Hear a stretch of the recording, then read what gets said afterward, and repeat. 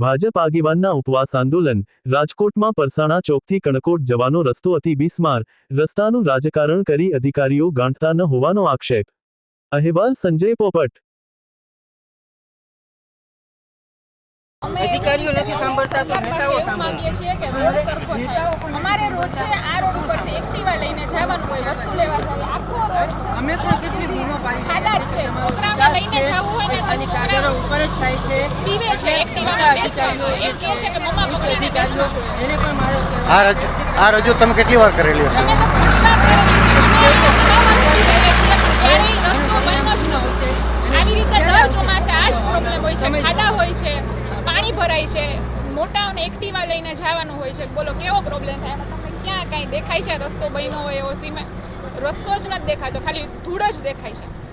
આમાં કેટલી વાર એક્સિડન્ટો થયા હશે?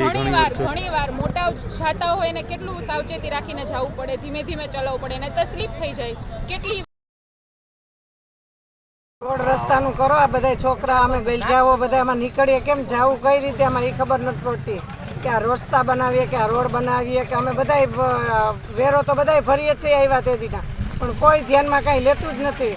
આરએમસી વાળાને એટલી તો ખબર હોવી જોઈએ ને કે આ રસ્તા રિપેર કરીએ। અહીંયા તમારા સપોર્ટમાં નરેન્દ્રભાઈ રાઠોડ આવ્યા છે, તો તમે એને શું સપોર્ટ કરશો? એને અમે કહે કે આ રોડ રસ્તાનું કરો અમારું કંઈક, અમે નકર આમાંથી અમારે ઘરની બહાર જવું હોય તો વિચાર કરવો પડે કે ઘરની બહાર જવું કેમ। આમ કે બેન, આપનું નામ શું? રેખાબેન, આપ જે અહીંયા જે રસ્તો છે એ રસ્તા વિશે શું કહેવા માંગો છો, અને આપને જે નરેન્દ્રભાઈ અહીંયા સપોર્ટ માટે આવીએ છે તેના વિશે શું કહેવા માંગો છો? અમે એમની સાથે જ છીએ, કારણ કે અમે લોકો ખૂબ હેરાન થઈ છીએ। આ 5-6 વર્ષથી આ રસ્તો એટલો ખરાબ છે, અને અહીંયા બાજુમાં પાછું અહીંયા આરએમસી વાળા આ કચરાની ઓલી જે ગાડીઓ છે એ ત્યાં એને સ્ટેન્ડ કર્યું છે, તો એનાથી વાસ બી બહુ આવે છે, અને આખા રોડ ઉપર એ પાસ થાય છે, એનાથી વધારે ખરાબ રોડ થતો જાય છે। એટલા માટે એ પણ હટાવવાની જરૂર છે। અમે લોકો નરેન્દ્રભાઈની સાથે જ છીએ। અમે એટલા હેરાન થાય છીએ, એટલે અમે એમને છેક સુધી અમે એને સાથ આપીશું। બેન, આપનું નામ શું છે? આપણે જે આ નરેન્દ્રભાઈ અનસર ઉપર બેઠા છે તેના વિશે શું કહેવાનું? આપણે રસ્તા વિશે અમે એમ કહેવા માંગી કે 8-10 વર્ષથી અમે અહીંયા પચીવારિયામાં રહી અને ઘરેથી નીકળાતું નથી, ને ગાડી આવતી જાતી નથી। કેટલી ફેરે કમ્પ્લેન કર્યું એ તો કોઈ સાંભળતા નથી। અને ઓલા અમે સરકારને કહેવાની કે ભાજપવાળા શું કરે છે, સરકાર શું કરે, બધા ઉઈ ગયા છે, અમારા રોડ રસ્તાને કંઈ કરે એમ કહેવા માંગી ગયું, બીજું કાંઈ નથી જોતું। મારા રોડ બધું સરખું હોવું જોઈએ, વ્યવસ્થિત હોવું જોઈએ, અને કચરાની ગાડી બધી આવે છે એમ વાંધો નથી, પણ અમને આવવા જવામાં વાંધો પડે એમ કહેવા માંગી કે રોડ સરખું થઈ જાય, વ્યવસ્થિત કરી દો, રોડ બની જાય। આરસીસી રોડ કરો, ગમે એ કરો, મારી નથી જોવાનું, પણ અમને કેવું વાંધો આવે એ તમને બધાને નથી ખબર।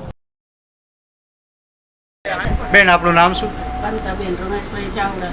આજે રસ્તા પર તમે નીકળો છો વારંવાર, તો તમને કેવું લાગે છે? ભાઈ બહુ રોડ ને આપણા રસ્તો જરાય સારો નથી, ખાડા એટલા છે। મારી છોકરી જોબ ઉપર જાય છે, કાંઈ અહીંથી નીકળી નથી શકતી ખાડાના હિસાબે। મારા ઘરવાળા મજૂરી કરવા જાય છે, એ ખાડામાં નથી નીકળી શકતા। અહીંયા સુધી આવે તાત્કાલિકમાં દુખાવા થઈ જાય, શું મજૂરી કરી શકે? આમાં ચોમાસું ચાલુ નથી થયું એ પહેલાના ખાડો એવા જ છે, રોડ રસ્તા આમ ખરાબ છે, એ પહેલાનો ખાડો એવા જ છે। અહીંયા આ રસ્તાની જરૂર જ છે અત્યારે। શું કહેશો જનતા માટે આ રસ્તા બનવા જોઈએ રાજકોટની અંદર? રાજકોટમાં એવું કહેવાનું થાય છે કે જ્યાં ત્યાં ખાડા છે તો એની હિસાબે રસ્તા થવા જોઈએ, કેમ કે હાલતા ચાલતા અકસ્માત થાય છે, કોઈનો જીવ ઓલો થઈ જાય છે, એમ કે કોઈને એક દીકરા હોય તો શું કરવાનું, લાગી ભાગી જાય તો, એટલે જરૂર જ છે ભાઈ। શું કહેશો મારી રસ્તા વિશે? અત્યારે